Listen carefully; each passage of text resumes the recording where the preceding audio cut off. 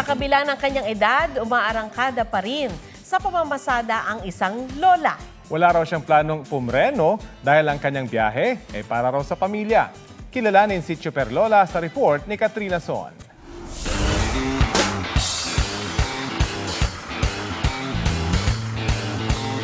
Simula alas 6 ng umaga, laman na ng kalsada si Lola Normina. Inaabot siya hanggang alas 10 ng gabi. Sa edad na 75, kaya pa raw niyang makipagsabayan sa pagmamaneho sa kalsada.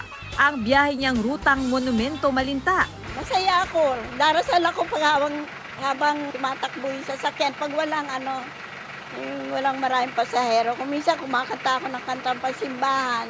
Sumasaya ako kasi yung mga bago pa lang akong nakita na nagdadrive, kinakausap nila ako. Bilib na bilib po ako kasi sa edad po niyang ganun, kaya pa po niya mamasada. Nakakabilib na matanda na, nag-ano pa rin siya, kumakayod pa rin. Siya, masipag. Edad niya po, nagsisilbi pa rin siya sa mga pasahero.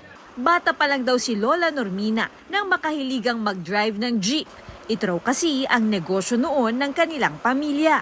Noong 1997, pagka ginarahi ang jeep, iikot ko para tingnan ko kung kaya ko. Tapos nawili na ako noon ng pagdadrive. Taong 1998 nang simulan niya itong ipasada.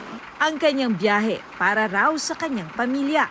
Malaki raw ang naitutulong nito sa kanilang gastusin. Agad kaya ng katawan, may kasamang panalangin, kakayanin din.